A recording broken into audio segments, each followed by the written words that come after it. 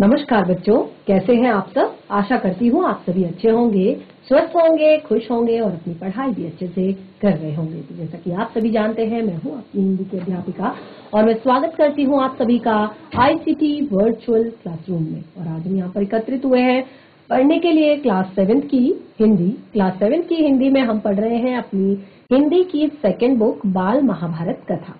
तो बाल महाभारत कथा जो हमारी सेकंड बुक है, उसमें हम यहाँ पर द्रोणाचार्य जी के बारे में काफी अच्छे से पढ़ चुके हैं अपने लास्ट सेशन में। और आज हम लाख के घर के बारे में यहाँ पर डिस्कस करेंगे। तो देखिए, जो लाख का घर है, अब देखिए यहाँ पर जब मैंने आपको बाल महाभारत का पूरा एक तरह से सार सुनाया था शुरुआत में ही, तो उसमें मैंने आपको बताया था कि जिस टाइम पे दुर्योधन ने जो पांडव है उन्हें चौपड़ खेलने के लिए बुलाया था, तो चौपड़ खेलने के लिए जब उन्होंने बुलाया तो उस टाइम पे क्या होता था कि चौपड़ में जो राजा होते थे वो अपने राज्यों तक को एक तरह से राज्यों तक की बाजी लगा देते थे। तो यहाँ पर यही हुआ, क्योंकि दुर्योधन का जो मामा था शकुनी एक तरह से राजा होता है, वो उसके लिए कभी हार नहीं मानता, यानी कि पहले ही हार नहीं मान लेता है। तो वो लोग चौपड़ में गए और वहां जाकर वो अपना पूरा राजपाट जो है वहां पर हार गए और उनको 12 वर्ष का वनवास और 1 वर्ष का अज्ञातवास दिया गया उस टाइम पे। तो जब वो लोग 12 वर्ष का वनवास जब एक बार जा रहे थे, तो उसके बाद देखिए यहाँ पर उनको जो अज्ञातवास था, जब वो जा रहे थे तो वहां पर एक बार उनके लिए उन्होंने कहा कि हम आपको कहीं अच्छी जगह पर लेकर जाते हैं, एक अच्छी जगह पर आप लोगों को लेकर जाते हैं। और वहां पर दुर्योधन ने एक बहुत बड़ी चाल चली। अब वो चाल क्या थी? वो चाल ये थी कि वहां पर एक लाख का घर बनवाया गया। ठीक है, लाख का घर बनवाया गया और उस लाख के घर में ऐसी व्यवस्था कर दी गई कि जिससे कि पांडव वहां अंदर घुसे और उस महल में आग लगा दी जाए और 5 पांडव अंदर ही जलकर खत्म हो जाए, उनकी मृत्यु हो जाए। तो ये सारा षड्यंत्र जो था वो दुर्योधन का था। लेकिन अब देखिए आगे बढ़ते हैं कि कैसे सब कुछ ठीक हुआ, कैसे दुर्योधन अपनी चाल में नाकामयाब हुआ। तो देखिए यहाँ पर भीमसेन का शरीर, तो भीम के बारे में हमने शुरू से ही पढ़ा है कि वो बहुत हट्टे कट्टे हैं, बलशाली हैं। तो भीमसेन का जो शरीर था और उस शारीरिक बल जो था वो उसको देखकर और अर्जुन की युद्ध कुशलता को देखकर, भीम के शारीरिक बल और अर्जुन की युद्ध कुशलता को देखकर दुर्योधन दिन प्रतिदिन उसकी जलन बढ़ती जा रही थी, उसका गुस्सा जो है बढ़ता जा रहा था। उसने कहा कि यार अब तो ये लोग बिल्कुल ही ढीठ हो गए हैं, ये मान नहीं रहे हैं, ये एक से बढ़कर एक इनमें खूबियां हैं और कोई शरीर से ताकतवर है, कोई बुद्धि से ताकतवर है और कोई जो है धनुर्विद्या में निपुण है। और इस तरह से और युधिष्ठिर के लिए वो सोचते थे कि वो इतना ज्यादा सत्यवक्ता है कि सभी उसकी बात को मानते हैं। तो उसको जलन बहुत ज्यादा होने लगी। उसने कहा कि इन पांडवों का तो मुझे कुछ न कुछ उपाय करना ही होगा जिससे कि इनका संपूर्ण नाश हो सके।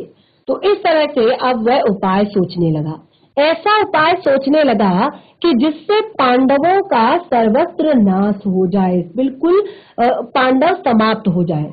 इस कुमंत्रणा में उसका मामा शकुनी और कर्ण सलाहकार बने हुए थे। ये जो सुमंत्रणा चल रही थी, ये जो बातचीत चल रही थी, इस कुमंत्रणा में जो ये मंथन चल रहा था, इस कुमंत्रणा में उसका मामा, किसका? दुर्योधन का जो खास मामा था शकुनी, और कर्ण जो उसने अभी अभी जिसको राजा बनाया था, कर्ण, दोनों ही उसके सलाहकार बने हुए थे, उसको एक तरह से सलाह देने वाले बने हुए थे। बूढ़े धृतराष्ट्र बुद्धिमान थे। जो बूढ़े धृतराष्ट्र थे वो बुद्धिमान थे। अपने भतीजों से उनको स्नेह था, परंतु अपने पुत्रों से उनका मोह भी अधिक था। अब देखिए, भले ही अपने भतीजे से कितना भी अधिक स्नेह हो, लेकिन अपने पुत्र से ज्यादा तो नहीं कर सकता ना। धृतराष्ट्र बहुत बुद्धिमान थे, भले ही वो जन्मान थे लेकिन वो बहुत बुद्धिमान थे और अपने भाई के पुत्रों से, अपने भतीजों से बहुत अधिक प्रेम करते थे, पर अपने बेटों से ज्यादा नहीं करते थे। अपने बेटों से भी उनका मोह बहुत ज्यादा था। दृढ़ निश्चय की उनमें कमी थी और एक चीज उनमें ये भी थी कि वो एक फैसला नहीं ले सकते थे। होता है ना कि जिंदगी में हमें हमेशा एक दृढ़ संकल्प वाला इंसान होना चाहिए कि जो हमने सोच लिया, जो हमने निर्णय ले लिया वो सही। हमें सही और गलत में ऐसे विचारते नहीं रहना है, हमें सही को चुनना है तो चुनना है, उसके आगे फिर जो भी होगा देखा जाएगा। तो वो दृढ़ संकल्प वाले व्यक्ति नहीं थे, यानी कि उन्होंने कभी भी अपने बच्चों के सामने कोई ठोस कदम नहीं उठाया, अपने बच्चों के लिए कोई कठोर कदम नहीं उठाया। उन्होंने हमेशा अपने मोह को ऊपर रखा, उन्होंने गलत को गलत नहीं कहा और सही के लिए उन्होंने कभी एक तरह से साहस नहीं किया सही करने का। ठीक है, तो यही हुआ कि उनका अपने पुत्रों से मोह ज्यादा था, दृढ़ निश्चय की उनमें कमी थी, पर वह किसी बात पर वह स्थिर नहीं रह सकते थे। यानी कि ना तो वो अपने बच्चों को गलत करने से रोक पाते थे और ना ही उन्हें सही करने के लिए कह पाते थे और ना ही उनका साथ दे पाते थे। तो एक तरह से वो जीवन भर कंफ्यूज थे, यानी कि अपने एक तरह से दृढ़ निश्चय की उनमें बहुत ज्यादा कमी थी, वो अपनी बात पर स्थिर नहीं रह पाते थे। अपने बेटे पर अंकुश रखने की शक्ति तो उन पर थी नहीं, यानी कि अपने बेटे को वो सही क्या है गलत क्या है इस बात की एक तरह से इस बात को सिखा सके, ये बात उसे बता सके, इस बात की शक्ति उनमें नहीं थी। और यह इस कारण यह जानते हुए भी दुर्योधन कुराह पर चल रहा है, यानी कि क्योंकि उनको अपने बेटे पर अंकुश लगाने की शक्ति नहीं थी, वो अपने बेटे के लिए कोई कठोर निर्णय नहीं ले सकते थे। ये जानते हुए भी कि दुर्योधन कुराह पर चल रहा है, गलत रास्ते पर चल रहा है, और उन्होंने हमेशा दुर्योधन का ही साथ दिया, बल्कि उन्हें पता था कि इसका कोई भी काम कभी भी सही नहीं होता है, यह हमेशा गलत ही करता है, यह हमेशा उल्टा ही करता है, लेकिन फिर भी वो हमेशा उसी का साथ देते थे, हमेशा उसी के साथ रहते थे। और उधर पांडवों की लोकप्रियता दिनों दिन बढ़ती जा रही थी, यानी कि अब उधर जो पांडव थे उनकी लोकप्रियता दिन पर दिन बढ़ती जा रही थी, क्योंकि जैसे मैंने आपको बताया कि पांचों भाई हर एक चीज में निपुण थे। भीम जो थे बहुत बलशाली शरीर वाले थे, बलवान थे, ताकतवर थे। युधिष्ठिर सत्यवक्ता थे। अर्जुन एक बहुत बड़े धनुर्धर थे। तो इधर पांडवों की लोकप्रियता दिनों दिन बढ़ती जा रही थी और चौराहों और सभा समाजों में लोग कहते थे कि राजगद्दी पर बैठने योग्य तो युधिष्ठिर ही है। यानी कि वो कहते थे, अब देखिए, क्योंकि जो सही इंसान होगा उसकी तो बात कहीं ना कहीं होगी ही। तो इस तरह से अब हर जगह जहां पर भी बात होती, जहां पर भी बहस चलती, तो वहां पर एक ही बात होती थी कि राजगद्दी पर बैठने योग्य तो युधिष्ठिर ही है।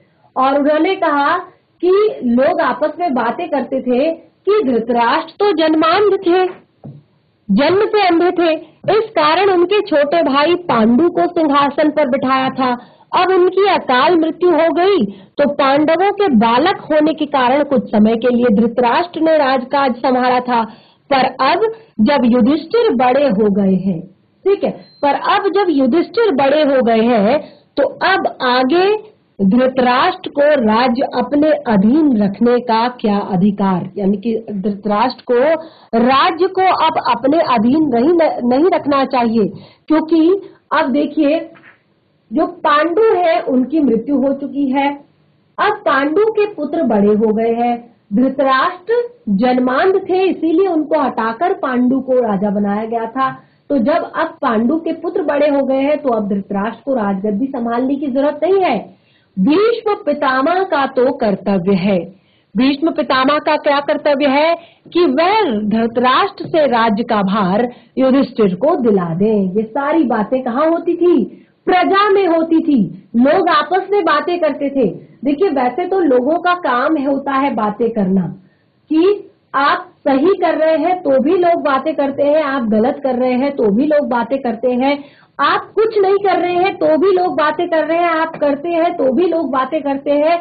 तो अब यहाँ पर जो प्रजाजन बातें कर रहे थे वो काफी हद तक सही बातें थी, काफी हद तक वो सही कह रहे थे कि अब जब पांडु की मृत्यु हो चुकी है और उनके पुत्र जो है अच्छे से योग्य हो गए हैं राज्य को संभालने के, तो धृतराष्ट्र को अब अपने राजकाज का भार युधिष्ठिर को सौंप देना चाहिए। और ये कर्तव्य है भीष्म पितामह का।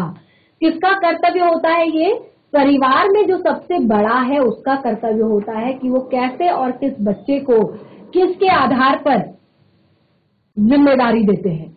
ठीक है, एक बड़ा बच्चा है लेकिन वो बहुत ही ज्यादा कुमार्गी है, कुपुत्र है, गलत कामों को करता है, और एक छोटा बच्चा है जो हमेशा सत्य वक्ता है, पराक्रमी है, बलशाली है, बुद्धिमान है।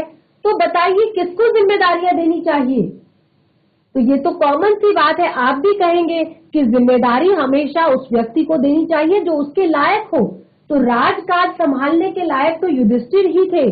तो इस तरह से सभी लोग चाह रहे थे कि युधिष्ठिर ही राजा बने ताकि युधिष्ठिर सारी प्रजा के साथ न्यायपूर्वक व्यवहार कर सके। यानी कि वो चाहते थे जिस तरह से पांडु ने राज्य चलाया था उस तरह से युधिष्ठिर भी न्यायपूर्वक राज चला सके। अब देखिए जैसे जैसे ये बातें यानी कि पांडवों की लोकप्रियता होती गई, पांडवों की बातें लोगों में होती गई, पांडवों की लोकप्रियता बढ़ती गई, ऐसे ऐसे जो दुर्योधन था वो ईर्ष्या से और भी अधिक अंदर ही अंदर कुढ़ने लगता था। अंदर ही अंदर उसको बहुत जलन होती थी, बहुत गुस्सा आता था। मुंह से वो अच्छे से बात करता था लेकिन उसके मन में बहुत गलत फहमियां भरी हुई थी, गलत बातें भरी हुई थी, बहुत कुड़न भरी हुई थी, बहुत जलन, बहुत ईर्ष्या भरी हुई थी अपने भाइयों के लिए। एक दिन धृतराष्ट्र को अकेले दिखाई दिए, यानी कि अकेले में पाकर एक दिन क्या हुआ, धृतराष्ट्र को अकेले में पाकर दुर्योधन बोला। एक दिन उसने देखा कि यहाँ पर जो है धृतराष्ट्र अभी अकेले हैं, क्योंकि ना तो वहां पर पितामह है और ना ही वहां पर उनके मंत्री हैं। तो उन्होंने देखा कि धृतराष्ट्र अभी अकेले हैं, अब उनसे अपनी बात मनवाई जाए। तो उसने कहा, पिताजी पूर्ववासी तरह तरह की बातें कर रहे हैं, यानी कि पूर्ववासी जो है यानी कि हमारे राज्य के जो लोग हैं वो तरह तरह की बातें कर रहे हैं, बहुत अलग अलग बातें कर रहे हैं। कहते हैं जन्म से न दिखाई देने के कारण आप बड़े होते हुए भी राज्य से वंचित रह गए। अब देखिए वो भड़का रहे हैं अपने पापा को, अपने पिताजी को। मैंने कहा ना कि धृतराष्ट्र जो है कभी भी वो निर्णय लेने वाली स्थिति में नहीं रहे, हमेशा अपने जीवन में कंफ्यूज रहे, हमेशा उन्होंने गलत का साथ दिया। तो कहते हैं कि जो गलत करने वाला होता है ना उससे ज्यादा गुनहगार होता है गलत करने में उसका साथ देने वाला। ठीक है, क्योंकि एक बार के लिए गलत करने वाले इंसान की जो बुद्धि है वो खराब हो सकती है, लेकिन जो उसका साथ दे रहा है जब वो उसकी गलती में साथ दे सकता है तो उसको संभाल भी सकता है, उसको रोक भी सकता है, उसको समझा भी सकता है। तो लेकिन धृतराष्ट्र ने कभी भी ऐसा नहीं किया। तो अब देखिए उसने फिर से अपने पिताजी को यानी कि धृतराष्ट्र को भड़काना शुरू किया। कहा कि पूर्ववासी जो है वो तरह तरह की बातें कर रहे हैं कि जन्म से न दिखाई देने के कारण आप बड़े होते हुए भी राज्य से वंचित रहे और राज सत्ता आपके छोटे भाई के हाथों में चली गई, और अब यदि युधिष्ठिर को राजा बना दिया गया तो फिर पीढ़ियों तक हम राज्य की आशा नहीं कर सकेंगे। उन्होंने कहा कि अब देखिए लोग ये बातें कर रहे हैं तो इसका मतलब है कि युधिष्ठिर को राजा बनाया जाए। तो अगर एक बार युधिष्ठिर राजा तो हम पीढ़ियों तक फिर राजा नहीं बन सकते, फिर हम पीढ़ियों तक राज नहीं संभाल सकते। क्यों? क्योंकि जैसे राजा का पुत्र ही अगला राजकुमार होता है या अगला शासक होता है, फिर उसका पुत्र अगला शासक होता है, फिर उसका पुत्र, तो ये चेन जो है चलती जाती है। तो वो कह रहा है कि अगर ऐसा हुआ, अगर युधिष्ठिर को राजा बनाया गया तो शायद फिर हम पीढ़ियों तक राजा नहीं बन सकते, पीढ़ियों तक हम एक तरह से राज्य की आशा नहीं कर सकते। तो उसने कहा, पिताजी हमसे यह अपमान नहीं सहा जाएगा। उसने अपने पिताजी को देखिए किस तरह से भड़काया, कहा कि पिताजी हमसे ये अपमान फिर नहीं सहा जाएगा। और ये बात सुनकर राजा धृतराष्ट्र भी सोच में पड़ गए। बोले, बेटा तुम्हारा कहना ठीक है, लेकिन युधिष्ठिर के विरुद्ध कुछ करना भी हो तो कठिन है। युधिष्ठिर धर्मानुसार चलता है, सबसे समान स्नेह करता है, अपने पिता के समान ही गुणवान है और इस कारण प्रजाजन उसे बहुत चाहते हैं। तो देखिए उन्होंने यहाँ पर क्लियर कर दिया, क्योंकि वो भी मानते हैं कि युधिष्ठिर जो है वो उनके विरुद्ध कुछ भी कार्यवाही करना बहुत बड़ी बात है, बहुत कठिन बात है, क्योंकि वो हमेशा धर्मानुसार चलते हैं, यानी कि धर्म के अनुसार चलते हैं।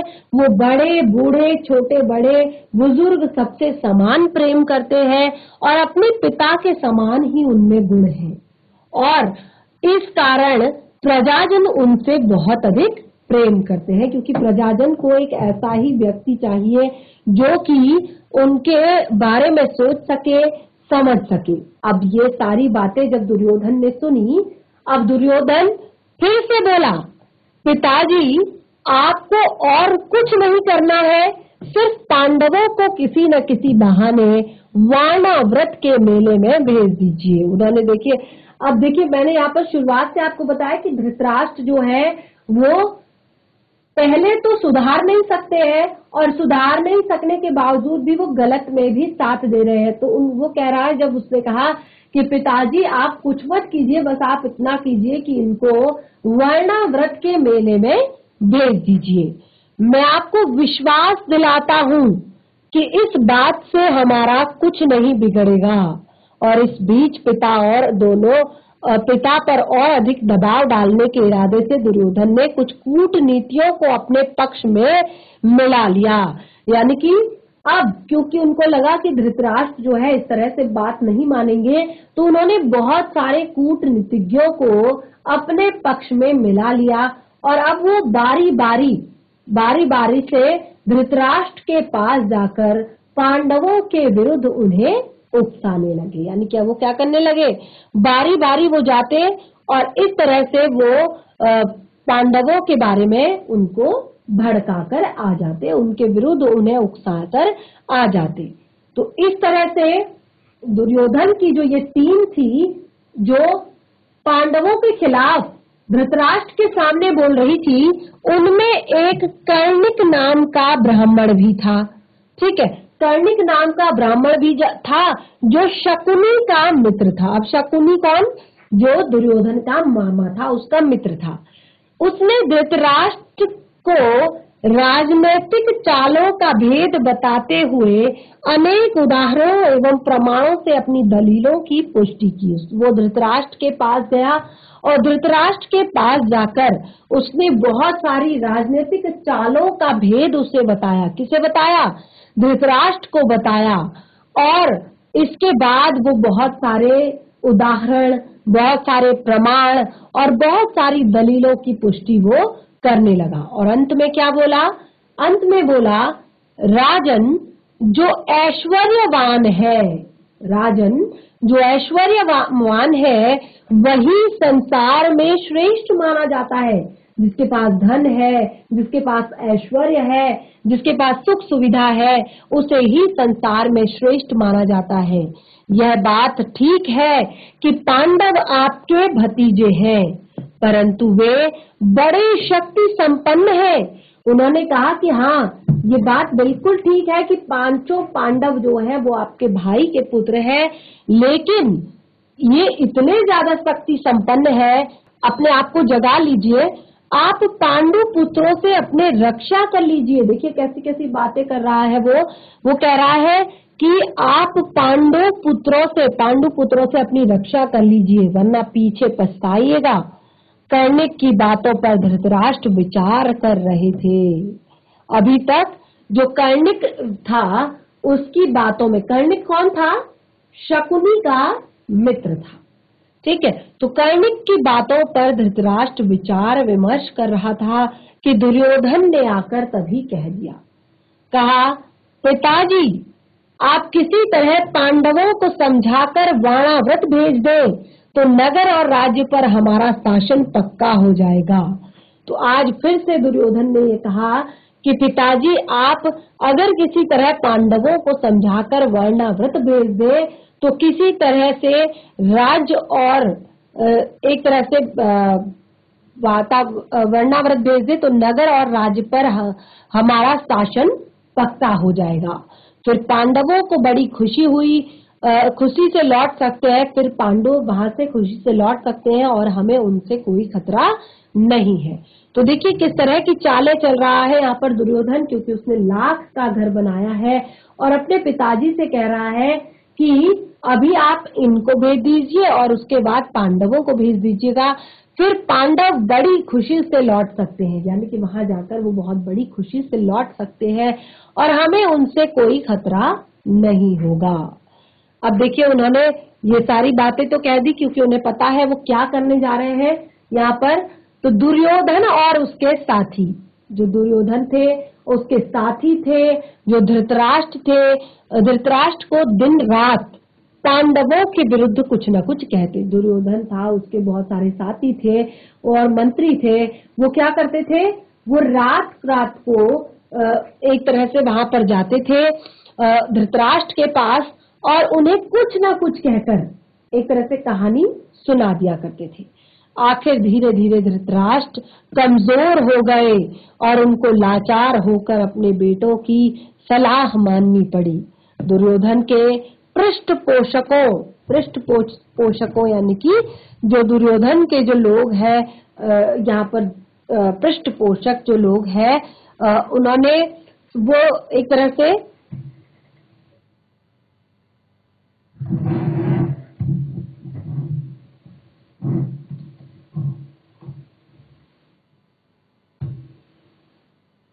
तो देखिए उन्होंने यहाँ पर जो दुर्योधन के पृष्ठपोषक थे, जो दुर्योधन की हेल्प करने वाले लोग थे पीछे से, उन्होंने क्या किया, वर्णाव्रत की सुंदरता और खूबियों के बारे में पांडवों को सबसे पहले बहुत ललचाया।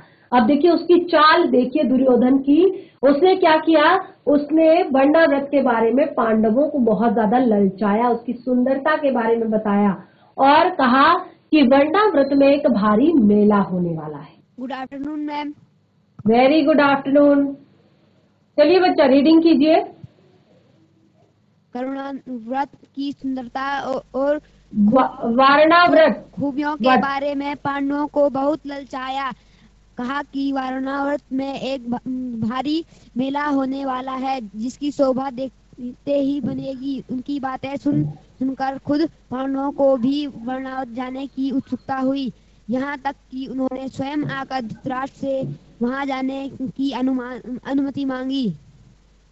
धृतराष्ट्र की अनुमति पाकर पांडव वो बड़े खुश हुए और भीष्म आदि से विदा लेकर माता कुंती के साथ वर्णाव्रत के लिए रवाना हो गए। पांडवों शकुनी के साथ बैठकर पांडवों तथा कुंती का काम तमाम करने का उपाय सोचने लगे। उसने गुप्त रूप से सलाह दी और एक योजना बनाई। पुराचन ने यह सारा काम पूर्ण सफलता के साथ पूरा करने का वचन दिया और परंतु वर्णाव्रत शीघ्रगामी रथ पर बैठकर पुराचन पांडवों से भी पहले वर्णाव्रत जा पहुंचा। वहां जाकर उसने पांडवों के ठहरने के लिए सन, घी, मोम, तेल आदि जल्दी आग पकड़ने वाले चीजों को मिट्टी में मिलाकर एक सुंदर भवन बनवाया। इस बीच अगर पांडव वहां जल्दी पहुंच गए तो कुछ समय उनके ठहरने के लिए एक और जगह का प्रबंध पुराचन ने कर रखा था।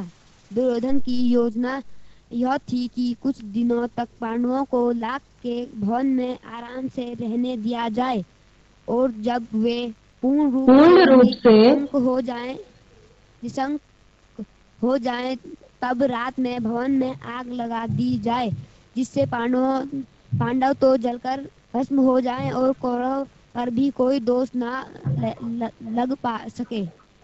यस, वेरी गुड, बहुत अच्छे रीडिंग करते हैं आप, लेकिन बहुत फास्ट।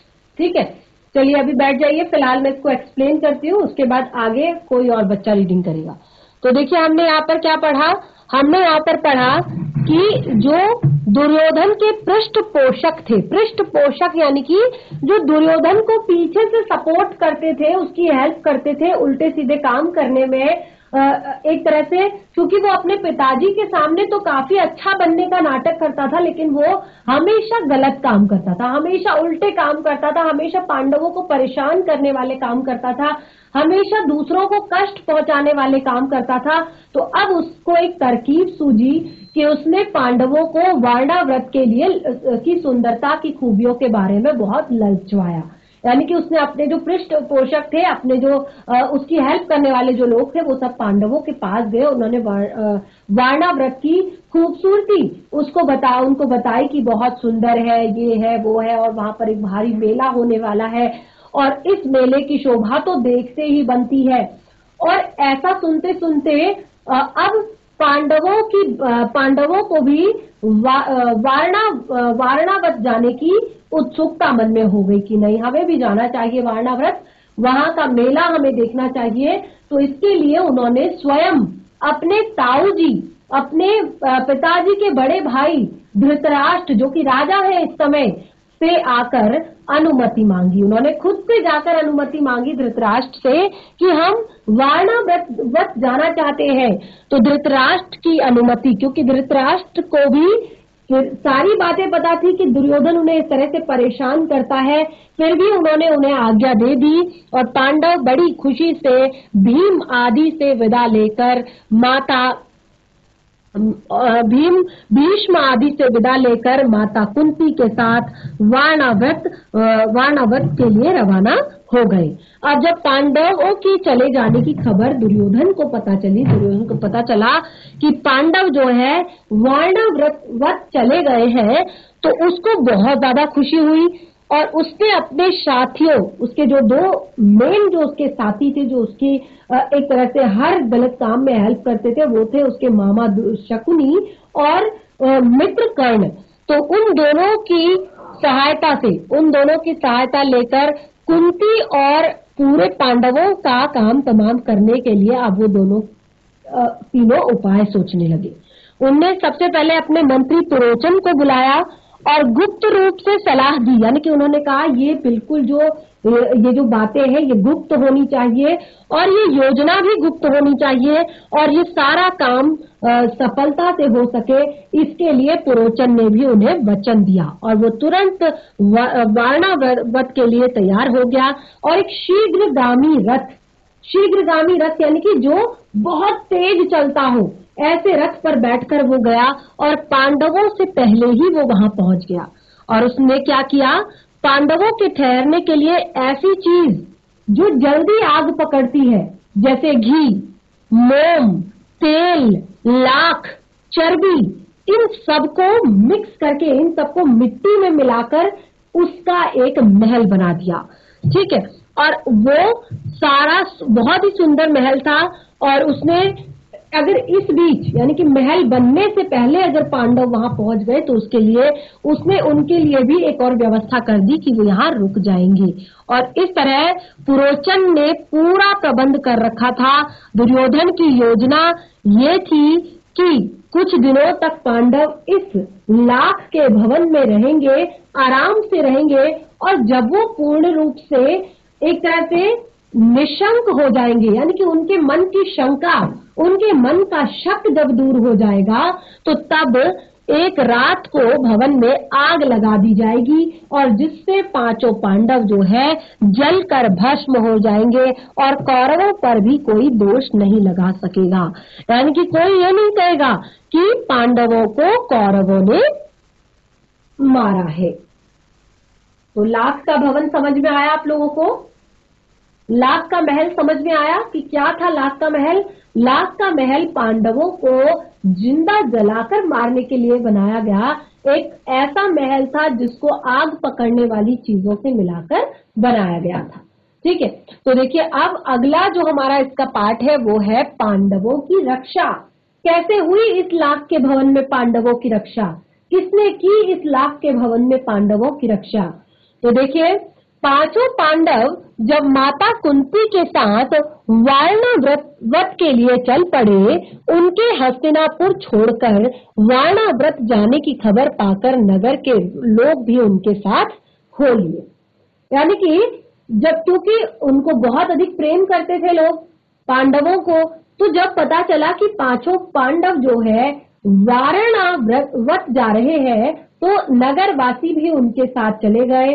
अब बहुत दूर जाने के बाद युधिष्ठिर का कहा मानकर नगरवासियों को लौटना पड़ा। युधिष्ठिर ने कहा कि हम तो 2-3 दिन के लिए जा रहे हैं, तो आप अगर ऐसे मेरे साथ चलोगे तो कैसे होगा, तो आप यहीं पर रुक जाओ, मैं जाता हूं।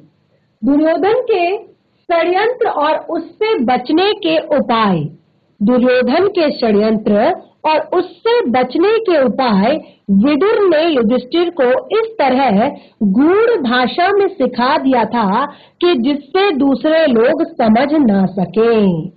अब देखिए, जो विदुर थे उन्होंने ये सारी बातें, जो महल में होने वाली बातें थी, ये सब सुन ली थी और उनको दुर्योधन की चाल का पता था कि दुर्योधन क्यों पांडवों को वारणावत भेजने वाला है।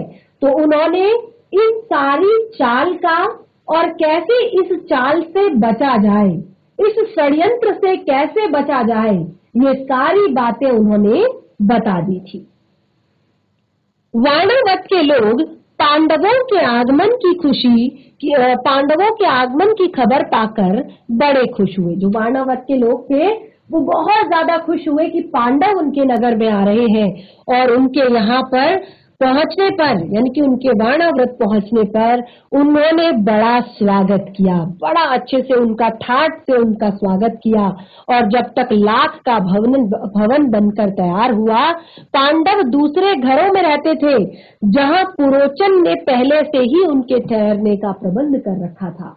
यानी कि जब तक वो लाख का भवन रेडी हो रहा था, बनकर तैयार हो रहा था, तब तक पुरोचन ने जो है उनके ठहरने की व्यवस्था लोगों के घरों में कर रखी थी, दूसरे घरों में कर रखी थी। और लाख का भवन जब बनकर तैयार हो गया तो पुरोचन उन्हें उसमें ले गया, क्योंकि जब लाख का भवन बनकर रेडी हुआ तो पुरोचन उन्हें वहां पर ले गया। और भवन में प्रवेश करते ही युधिष्ठिर ने उसे खूब ध्यान से देखा। जैसे ही युधिष्ठिर ने भवन में प्रवेश किया तो युधिष्ठिर ने उस भवन को खूब ध्यान से देखा और उन्हें विदुर की बातें याद आ गई। उन्हें विदुर की बात याद आई कि ये एक षड्यंत्र है और इस षड्यंत्र से तुम्हें कैसे बचना है, ये सारा उपाय भी विदुर ने उन्हें बताया था। तो विदुर की बातें उन्हें याद थी। उन्होंने ध्यान से देखा, युधिष्ठिर को पता चल गया कि यह भवन जो है जल्दी आग लगने वाली चीजों से बना हुआ है। यह भवन किससे बना हुआ है? जल्दी आग लगने वाली चीजों से। और युधिष्ठिर ने ये सारा भेद जो है भीम को भी बता दिया। और भीम को जब बताया पर साथ ही उसे सावधान करते हुए कहा कि यद्यपि हमें ये मालूम हो गया है कि यह स्थान खतरनाक है, फिर भी हमें बिल्कुल भी विचलित नहीं होने देना है। युधिष्ठिर ने देखिए अब अपनी चाल चली। युधिष्ठिर ने क्या किया? युधिष्ठिर ने कहा कि भले ही हमें ये पता चल गया है कि ये भवन बहुत ज्यादा खतरनाक है और कभी भी इसमें आग लग सकती है, लेकिन फिर भी तुम्हें पता चलने के बाद भी अपने फेस पर शो नहीं होने देना है, अपने चेहरे पर वो डर, वो भय और वो एक तरह से जो गुस्सा है वो एक तरह से जाहिर नहीं करना है, शो नहीं करना है। और हमें बिल्कुल भी विचलित नहीं होना है, क्योंकि पुरोचन को इस बात का बिल्कुल भी पता नहीं लगना चाहिए कि हमें उसके षड्यंत्र का जो है भेद पता चल गया है, यानी कि हमें उसके षड्यंत्र का भेद खुल गया है। और उन्होंने कहा कि मौका पाकर, यानी कि जब हमें मौका लगेगा तो मौका पाकर हमें यहाँ से भागना होगा, हम यहाँ से निकल लेंगे जब हमें मौका मिलेगा। तो इस तरह से देखिए हमने लाख के भवन के बारे में यहाँ पर सारी बातें पढ़ी है। और अब पांडवों की रक्षा कैसे होगी इस लाख के भवन से, ये हम पढ़ेंगे अपने नेक्स्ट सेशन में। तो काफी सारी अच्छी बातें आपको इन पाठों से सीखने के लिए मिल रही हैं। और जैसे आपने क्लास 6 में बाल रामायण की कथा पढ़ी और उसमें भगवान रामचंद्र जी के बारे में काफी सारी चीजें जानी, अब यहाँ पर आप महाभारत की कथा पढ़ रहे हैं, तो इसमें भी आपको काफी कुछ नई बातें पता चल रही हैं। और मैं आशा करती हूँ कि आपको ये पसंद आ रही होंगी और आप इनको घर पर जाकर रिवाइज भी करेंगे। तो इस तरह से हमारा आज का सेशन यहीं पर समाप्त होता है। हम मिलेंगे अपने नेक्स्ट सेशन में, तब तक के लिए धन्यवाद। आपका दिन शुभ हो।